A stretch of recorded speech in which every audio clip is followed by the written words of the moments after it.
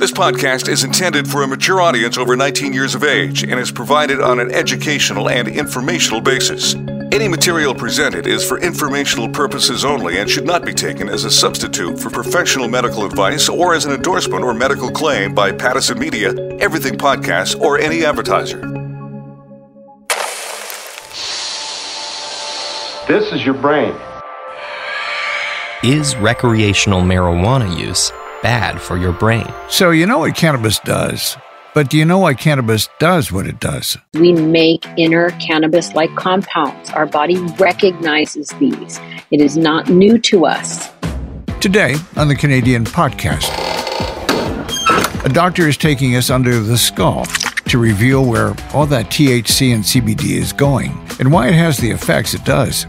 With 16 years' experience working with cannabis, she's also going to tell us how the medical establishment struggles to use cannabis effectively and how she thinks the industry is evolving and adapting. Those doctors, are not trained in it. They have no experience with it, so they're unable to help. And that's really where I'm finding that's the gap that needs to be filled. But it's not just our own health that we need to think about when we think about cannabis. The pot industry isn't doing great at looking after the planet's health either. Head to your local pot shop and just try to find some flower that doesn't come in single-use plastic. For every 1 gram of cannabis sold, there's about 50 grams of packaging. We're reporting on the regulations that cause the cannabis industry's plastic problem and talking to some of the people trying to solve it. After the Pot News with Jay Coburn.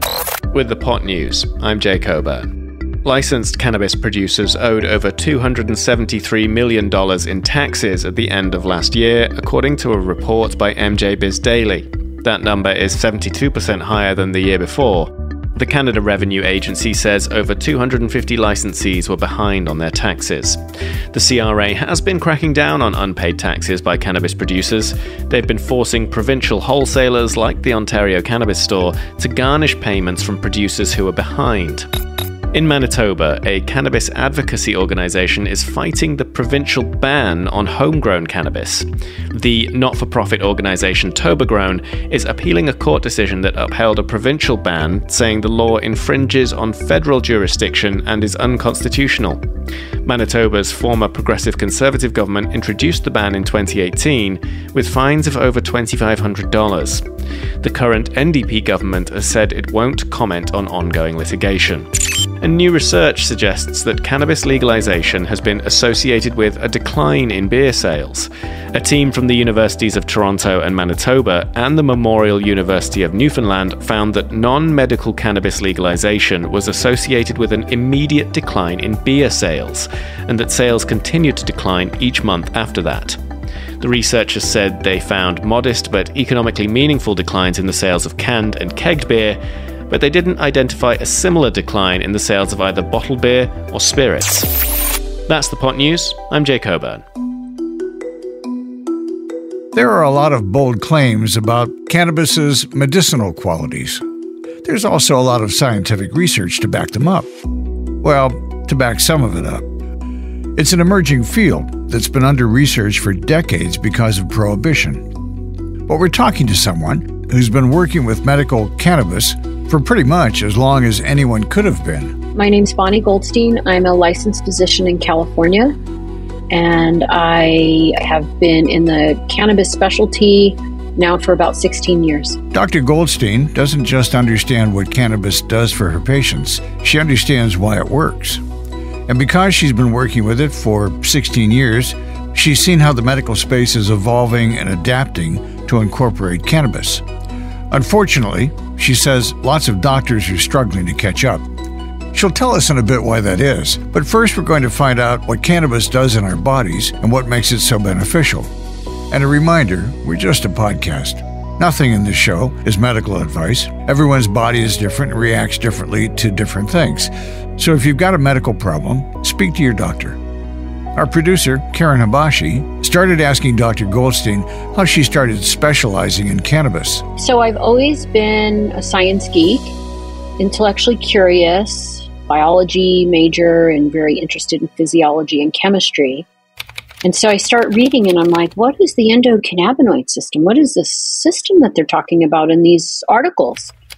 And how come I don't know about it? So I started reading more and more, and I thought, holy cow, here we are as physicians, and we're ignoring this homeostatic regulating system that can be used as a therapeutic target.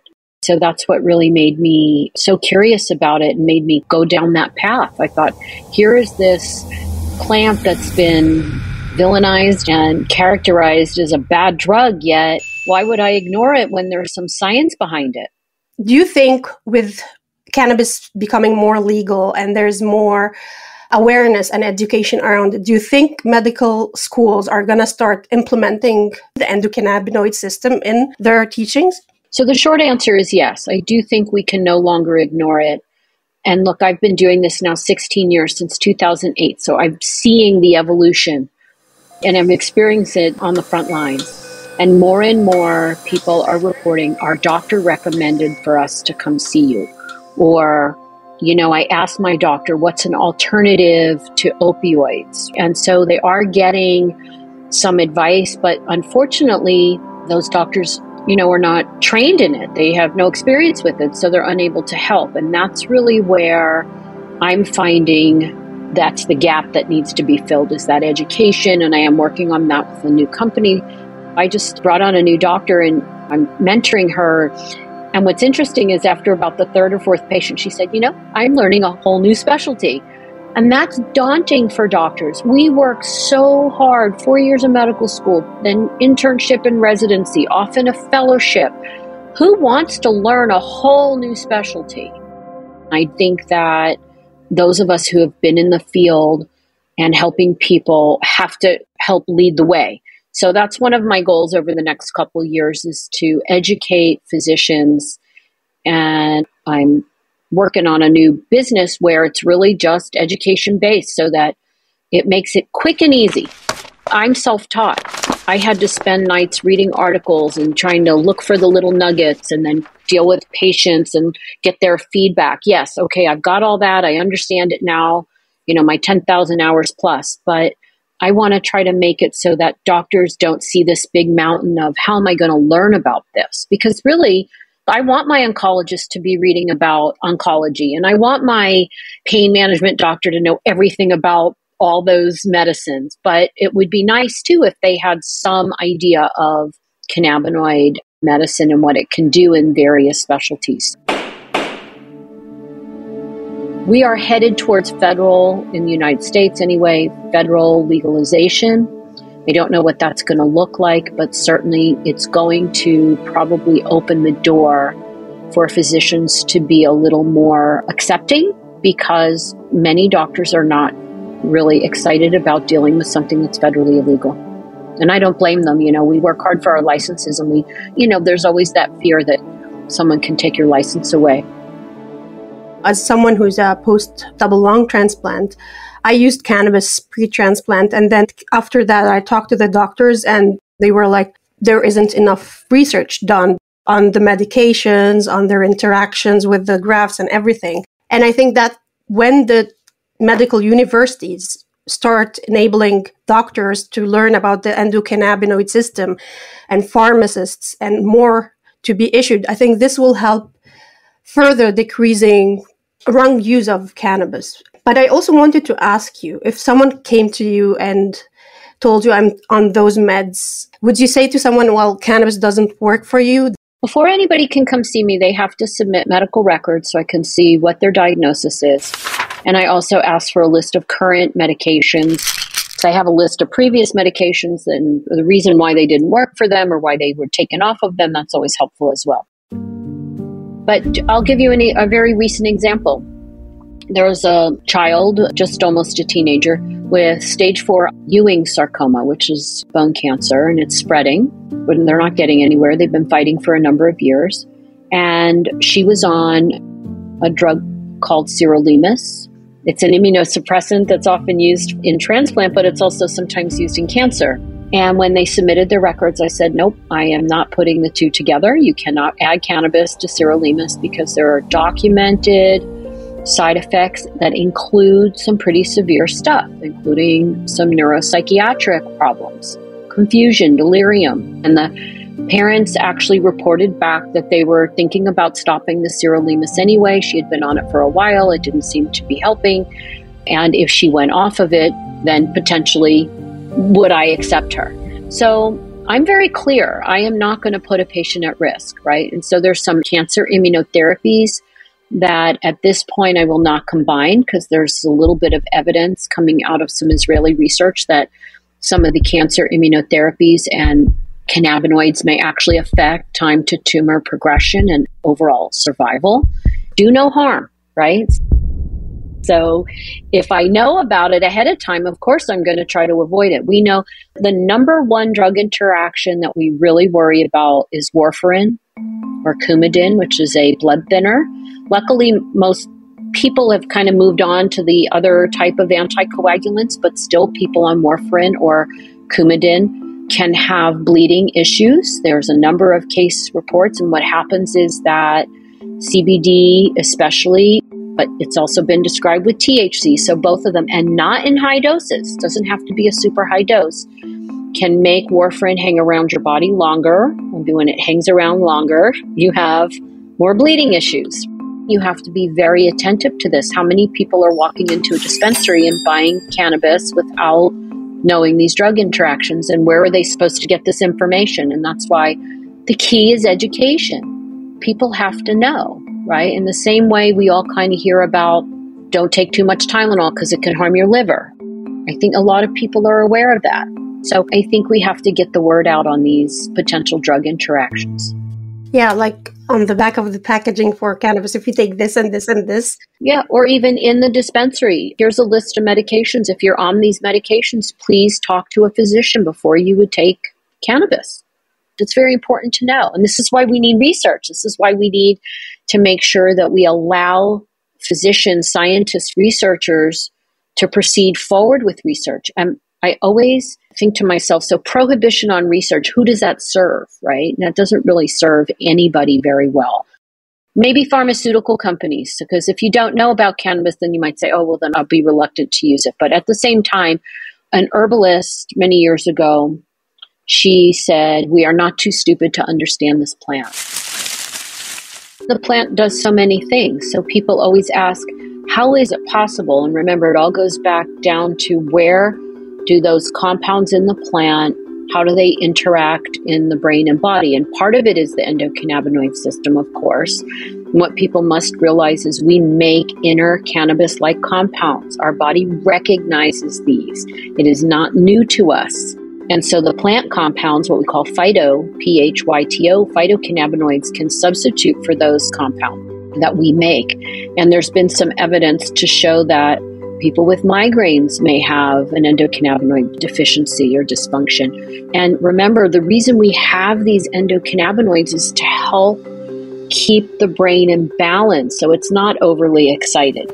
You shouldn't feel like a bear is chasing you in the woods every minute of every day of your life. And that's what a lot of these neuroexcitatory conditions are. What is pain? Pain is an over message. What's nausea? An over message. Yes, in response to something. But at the same time, if your body's endocannabinoid system, which exists to help rein in those overexcited messages, is overworked or not working very well, how can you help it work better? How can you use this already existing physiologic regulator? Well, you augment with those outside source of the cannabinoid. And remember, too, that these cannabinoids are not just interacting with the endocannabinoid system. They interact with a whole slew of other targets, what's called TRP receptors, which are involved in pain and inflammation and cancer. It's kind of amazing. And that is why there are so many different, and I will flat out say, it's not a panacea for everything. If you have really high blood pressure, take your blood pressure medicine. My father is going to be 94. He's alive because he takes his heart medicine. But I also give him cannabis to help with quality of life issues so he can sleep at night. So it's very important to understand that this is a survival mechanism. That's what the endocannabinoid system is. And if it's not functioning properly, no other drug addresses it. Cannabis can give us what addresses it. And it's not always perfect. And I don't claim it to be perfect, but it doesn't have to be perfect. No drug is perfect. That was Dr. Bonni Goldstein talking to our producer, Karen Habashi. 8 million metric tons of plastic trash enters the sea from land every year. The equivalent of 5 plastic bags filled with trash for every foot of coastline in the world. Cannabis had a plastic problem long before it was legalized. The Ziploc baggie full of bud isn't anyone's idea of sustainability. But legal cannabis still mostly comes packaged inside a lot of plastic. Too much plastic, if you ask Corey Saban. For every 1 gram of cannabis sold, there's about 50 grams of packaging to support that 1 gram.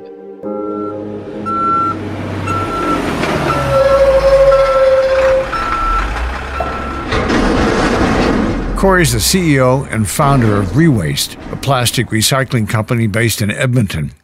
A lot of his business comes from cannabis. In fact, Rewaste has a dedicated cannabis packaging recycling program. Because it turns out the cannabis doesn't just create a lot of plastic, it's plastic that's difficult to recycle too. Our reporter Jay Coburn is here with the story. I started thinking about this story when I went into the pot shop just down the road from my apartment. I was looking at this beautiful, carefully crafted display behind some glass, all these different types of flour, edibles, oils, vape cartridges. But it wasn't the product and the experience I was thinking about. It was where all that packaging might end up. The ocean. Cannabis packaging is horrible. In a word, why is it that way? Myrna Gillis, the CEO of Aqualitas, taking the words right out of my mouth there. Aqualitas are a licensed cannabis producer in Nova Scotia. We make our home on the ocean here in Atlantic Canada. Our facility is literally meters away from the Atlantic Ocean. I contacted Aqualitas because they're a cannabis producer that, like me, thinks about the ocean. We grow using aquaponics, which is using live fish that are in recirculating tanks, and we use living soil, and the water from those tanks and the outputs from the fish are used to fertilize our plants. But even Aqualitas uses plastic for their packaging. I'll talk more about that in a bit because they're actually doing something really cool there. But I wanted to know why almost all cannabis comes packed in a lot of plastic. First thing is that the regulator required a certain type of packaging. That regulator is Health Canada. The regulations are the Cannabis Act. The requirements for cannabis packaging are really strict. You can't depict people or animals. You can't have anything that evokes a glamorous, exciting, or really any positive emotion about a certain way of life. So they required child-proof packaging, which obviously has a different sort of robustness about it. It required certain messages and things on the labels. You also can't have anything that associates the product with negative emotions in a way of life. You can't have fluorescent colors. You can't have some shades of yellow or red. It has to be opaque or at least translucent. Really, it's easier to list what is allowed than what isn't. Knowing all that, though, surely most, if not all of this could be achieved with opaque glass, for example. I've seen a few producers using that, so why isn't glass more common? Some people stay away from glass because of the weight for shipping or because of breakability, so you do have those components. When you talk about things like a tin can or a carry case that you might traditionally think of, they may not be childproof. They also need to be odor resistant. So we've got this checklist of odor resistant, durable, childproof, not transparent, and finally, economical. You end up with plastic. And I have seen some clever attempts to use other materials. I bought a pre-roll that came in a ceramic tube recently, but that tube was still wrapped in a second layer of plastic. It sounds like that producer may have encountered something similar to Aqualitas. It was very frustrating. We had a package that we thought certainly met all of the childproofing requirements, but we actually had to put it in a secondary package to say that it was odor-proof as well. I might have stopped trying to hide the smell of cannabis from my parents, but instead we're hiding it from Health Canada. There are regulations around labels too that make trying out new types of packaging difficult. Things like THC content and the packing date have to be included on there, but also recommended storage conditions and the license holder's contact details. They all have to be included, and they all have to be at least a minimum font size. Transparency in what you're buying isn't a bad thing. We need to know what we're consuming. And the regulations are pretty restrictive in how they're displayed. You absolutely need to have the information there, but maybe there's a different way that we can deliver it that has a smaller footprint and that people could access it differently. Producers also don't want to risk their product being thrown out because the label falls off. Here's Corey Sabin again. These labels are just adhered with such a strong adhesive that it can't be treated like traditional plastic with labels through a normal process. A label also has to include "keep out of reach of children," all capitals. It's worth remembering at this point that to even get inside a cannabis store, you have to show ID proving you're of legal age. That's a good thing. One of the goals of legalization was to regulate the market and make it harder for people under the legal age to access cannabis. So Health Canada's regulations are designed to protect children in case they find some cannabis that perhaps a parent brought home or someone careless left on the street. But it's not like you can force people to keep their cannabis inside the original container once it's out of the shop. I don't think anyone is taking a plastic container with a child-proof cap and, that's how they store it at home. Most people will still throw a Bovita or put it in a glass jar or put it somewhere, to give it some more longevity when it comes certainly to flower. At this point, you might be listening and thinking, well, I throw my packaging in the recycling. Well, Corey Sabin from Rewaste says that doesn't necessarily mean it ends up being recycled. If we look at the infrastructure set up to recycle all of this packaging, it all falls through that first step of a material recovery facility, which is a shaker screen, that all the materials will go across. Anything the size of the palm of your hand or a coffee cup lid will fall through that shaker screen. That then is sent to landfill. So just due to the size of the packaging, it's not recyclable. Myrna Gillis says that one way to reduce the amount of plastic waste is to reduce the amount of packets that people buy in the first place. Edibles, for example, are limited to 10 milligrams of THC per pack. But you can buy a few packs at once if your tolerance is high. The idea of 10 milligrams of an edible, intuitively that format is not consumed in the legacy market or anywhere else in the legal cannabis world, like if you look to the US.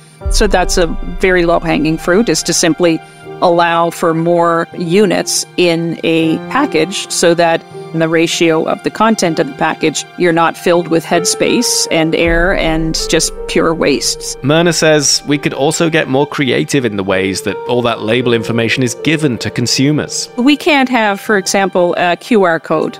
You could communicate all of that information in a QR code. And so you could have a smaller level of packaging so that you're still completely compliant. Corey Sabin wants to see the regulator encourage producers to use recycled plastics produced in Canada, because that might keep costs down and make greener options more attractive, both to producers and consumers. I think what I'd like to see Health Canada do is look at the existing regulation regarding packaging. Look to see where packaging is coming from now. Oftentimes it's coming from overseas. I think Health Canada has an opportunity to get involved, not just from the regulation perspective, because that's very regulated right now. But I think they have an opportunity to say, let's look at the domestic opportunities within Canada.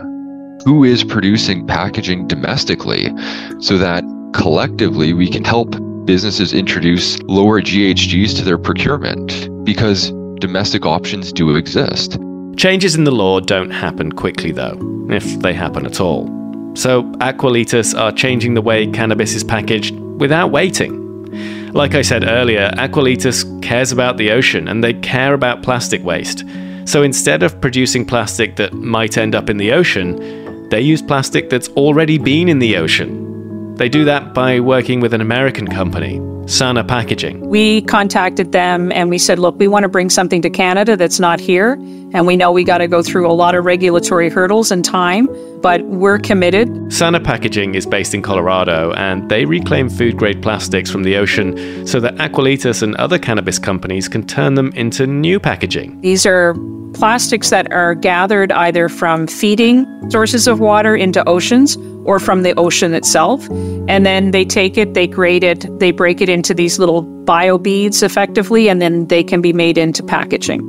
We've taken over 80,000 pounds of waste from waterways with our own packaging. And this, to me, seems like a great idea. But when I asked Myrna about how they got the packaging to market, I could see why they were the first. It took us almost 2 years to get this product to market because we had to go through all of the studies, all the child-proofing. We had to go through all the food grade verifications that it doesn't leach, it doesn't do any of the things that you would want to make sure that it's safe. Children can't open it, it makes the child-proof. We had 200 kids with tiny little hands and all of the things that you would do to make that work. And we worked with our regulator. We were back and forth because we were forging a new trail here. And we're not the only ones, but we feel really good, the fact that other people have decided to join that movement because it's part of the solution. In a saturated cannabis market where producers are going out of business, I can totally see why this kind of R&D process might be out of reach for a lot of companies. Once you've got your cannabis in its shiny plastic packaging though, reclaimed or not, you still need to get rid of it eventually. And remember, Corey told us that recycling plants can't always handle cannabis plastic. But he has a solution. ReWaste has a dedicated cannabis packaging recycling program. And if you're in Alberta or Southern Ontario, you might be near a drop-off point. Look out for a white box with green text labelled ReWaste in your local pot shop. You can also go to ReWaste's website to see where these boxes are. Consumers and employees will come back and deposit their packaging into those bins. Once that bin fills up, then we have the contents transferred to a shipping box, and a courier will go right to their door, pick up the box, and send that right to ReWaste. ReWaste then takes that packaging and turns it into plastic shavings, which are molded into new cannabis packaging. Corey says that normally 5 to 10% of cannabis packaging is recycled.